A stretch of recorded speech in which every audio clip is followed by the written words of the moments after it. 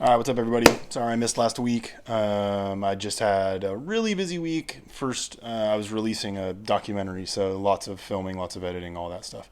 Before we get started on anything golf, I have something to say about it being October 6th. One, it's too hot. It's 94 out right now. It's too hot to be October 6th. Two, there's already Christmas stuff out in Home Depot. I feel like you're skipping over Thanksgiving, which is mean. And it's October 6th. Get through Halloween first. Anyway, so let's get right into this. So let me look at my phone, make sure I know what I'm going to be talking about today. All right, so I have a new book that I'm reading, and the reason why, it's this one right here. The reason why I'm reading it is because the one with the Ben Hogan one with the lessons and stuff, I'm not there physically yet with my Golf Pro. With my lessons, I'm still not doing the lower body stuff or anything like that. So I don't want to jump ahead. I'm still working on my hands and stuff like that, and my coming through.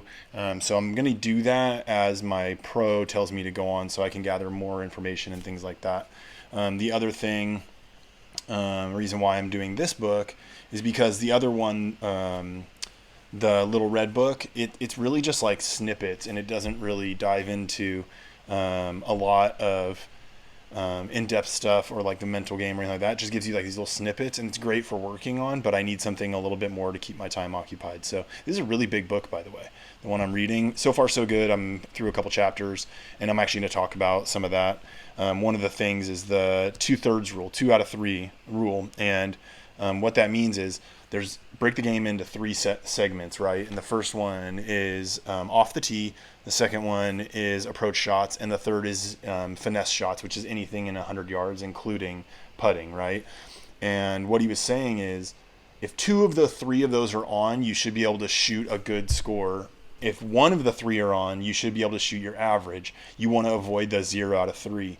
And it's interesting because I didn't read this until after my round this last weekend. And my buddy Brad was telling me after I was hitting driver really, really well, but my irons were suffering a little bit.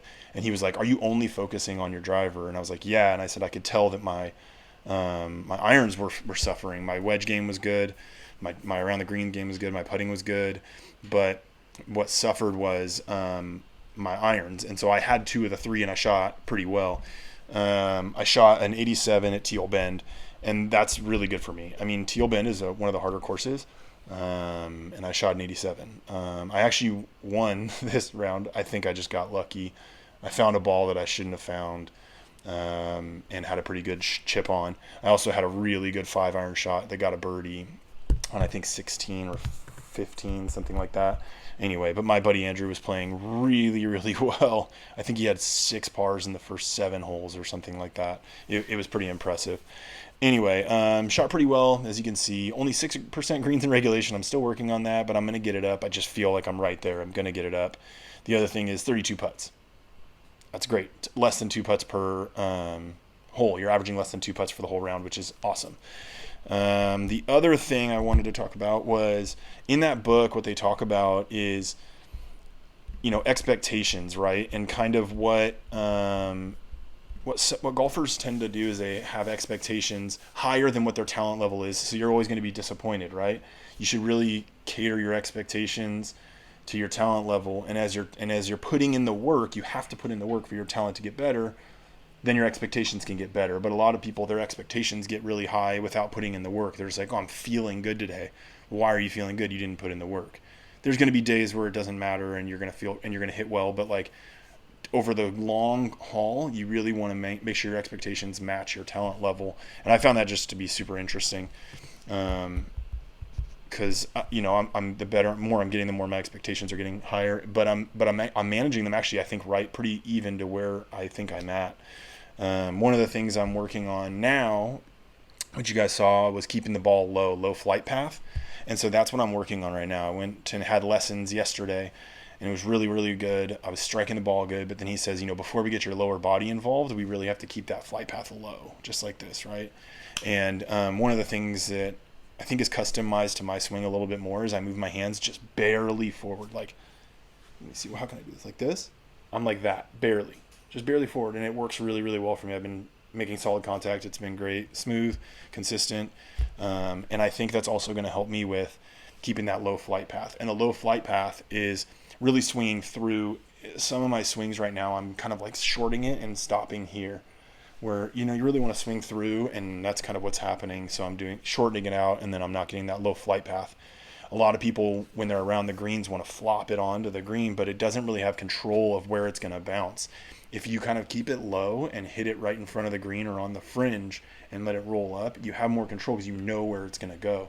And I was doing that yesterday, and it was interesting because I'm always like, oh, just stick it. I'll just stick it right there. But then I'm always far, or it always will run around this way or this way. Not saying you shouldn't get height on it, but really think about like getting it more directly at it, right?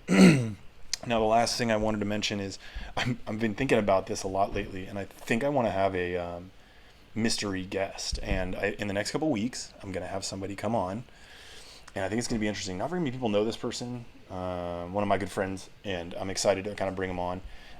It should be interesting because what we're going to do is this person hasn't played in a really, really long time, and they have a round coming up, I think, in the end of the month. And he goes, hey, man, like, because he knows that I play golf all the time. And I say, man, do you think like I'm going to need some of your pointers? And I got super excited. And it wasn't because I'm going to teach him. I'm not going to teach him anything because I suck, obviously.